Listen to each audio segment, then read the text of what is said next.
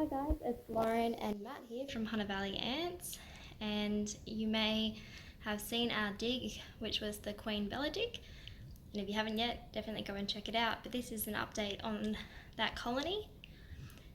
We have this colony getting picked up next month by a buyer from Queensland, and we've been really lucky to be able to be looking after it for the last few months and being able to watch the progress.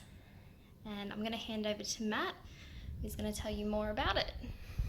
All right. Well, we've been having a couple of failed digs lately with the ergotoid queens and whatever else. So this colony, being the only one we have in stock currently, has been getting brood boosted.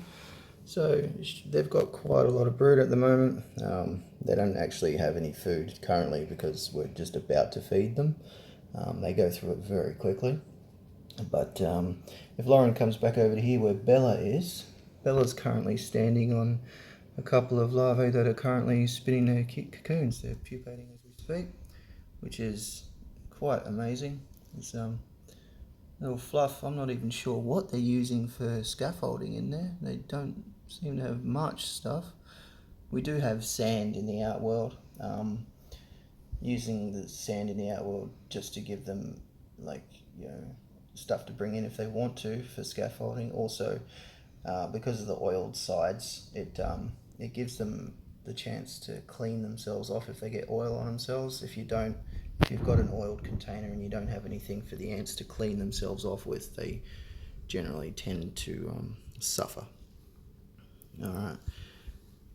Yeah. So the population of ants in here is quite high, as I'm sure you can see. We've got a couple of winged female alates. Not too many. A lot of them were pulled out before the colony was sold. Did pull a lot out and send them away for a captive breeding setup. And yeah, so I think there's only two winged females left, which is good because it's all about Bella. When we first got this colony, I would say we'd have, I don't know, hundreds and hundreds, if not even maybe up to 1,000 pupae with the colony. We did have a lot of the pupae dry out, and sadly we lost it. That was due to varying conditions. What's happening with this one, Matt? It hasn't been cleaned properly. It's still covered in the stuff from when it's been in the pupae there. Look at it. So it still needs a bit of a clean up. Yeah, so it was very important to us to be able to replace a lot of that for the buyer. I found her aunt's egg stash. Finally! We were under the impression that she wasn't laying because we thought maybe there was a bit too much. It's in there. No. It's in there.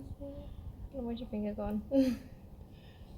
Yes. So I was under the impression she wasn't laying because there was too much in the way of population, but there's her egg stash. So, alright, I'll top up these water chambers. They seem to be keeping them near the moisture, which is good to know. So we have just done a massive cleanup out of the outworld. So they've just got some fresh sand. Before it was a lot more sand and so compacted that they had actually managed to make their own tunnels within it. So we don't have that much sand in here at the moment. It's so they don't dig in it. They will spread it out, but it's mainly here for them just, when they get near the oil on the edges, they get covered in it, so they like to rub themselves in the sand to clean themselves off. There is a lone roach in there at the moment. Do you know where it's gone to? Yeah, it's in the sugar water here. It's managed to get the scent of the colony on it. It's friends now. That's alright, we'll give it to a different colony and it'll get eaten then. Matt actually made these two sides of the formicarium himself. It was really, it looks like an overkill at the moment just because of the size, but initially when all the ants went in, both sides were chock-a-block, absolutely packed with pupae. So over time, they've hatched. Like I said, a lot of them sadly had dried out, but you can only imagine once all of this larvae becomes pupae, it's going to be packed again. Yeah. The reason for all this tubing and stuff is, so this has to go to Queensland in the back of a car, and then the buyer has his own outworld. So there's this here. It was a way of us disconnecting this outworld, putting any ants from this outworld into there, and then sealing it off so that he's taken the block, these two tubes, and this, and then when he can plumb it up to his outworld however he likes when he gets to Queensland. There's no point trying to take everything. It's just more chance of hoses popping off or anything going wrong. So just for the trip, it'll be just the 2 blocks in this small tub. We'll put some wet cotton balls in there. We've done it before when they got transported over here from my house, and they're okay. And big thing is, yes, they are getting driven interstate. We do not post. It would just be impossible to post a colony like this. They wouldn't survive. The humidity buildup, would just completely destroy the brood. I might just quickly put this on pause and we might feed them. Feeding time. Little wood roaches. And we'll chuck some mealworms in. They haven't been eating the mealworms, but because of the population in there, I really want to try and get some more food into them. So I'll count how many mealworms I put in. I'll put in 10, and then... My bet is that I'll come back and there'll be 10 mealworms that are dead in there, and none will be eaten.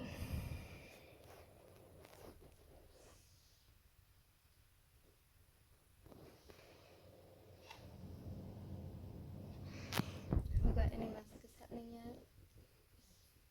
I love that they're trying to dig.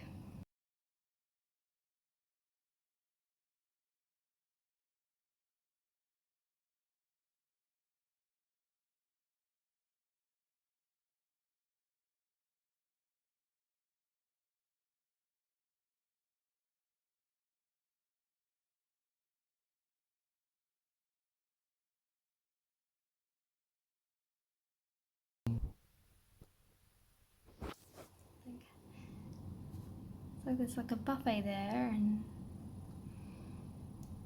just not even bothering.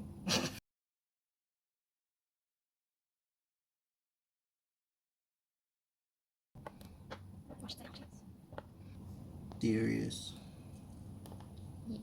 You're taunting them with mealworms. So these guys are supposed to be like aggressive and...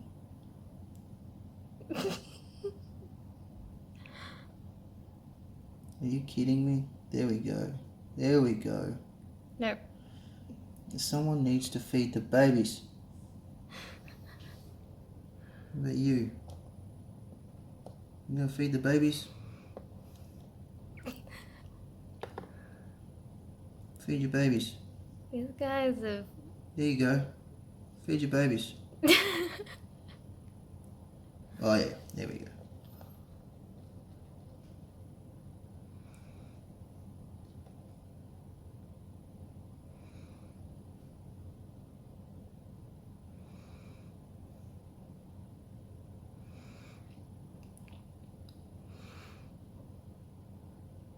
A lot of people have said on our videos about these being Brevinota and not Forficata. Matt, do you want to explain why we know that they're Forficata?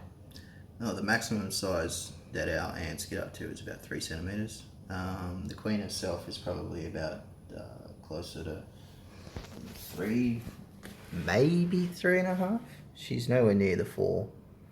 And the Brevinota workers can easily get up to the same size as the queen. So rather than her being the giant in the nest, she'd just be one of many ants that size, and there'd be many ones much larger. Plus, there's the difference, I believe, between Forficata and Brevinota is whether or not the gaster is furry, and these aren't furry.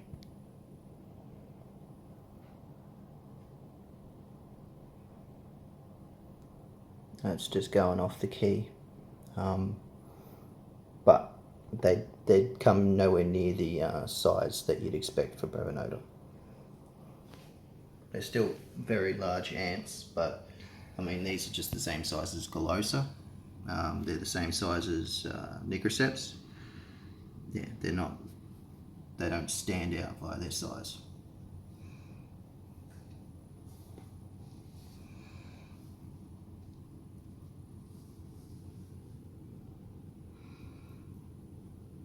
Already at there digging. Oh, here's one.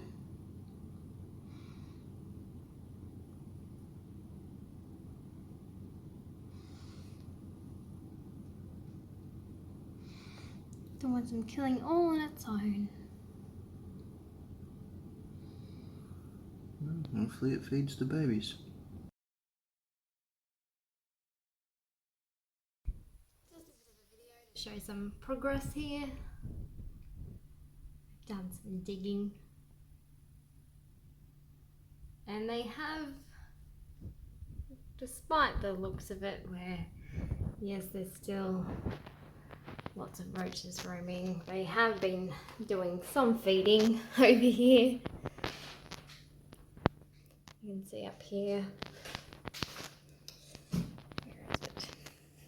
They have decided to feed some babies a mealworm.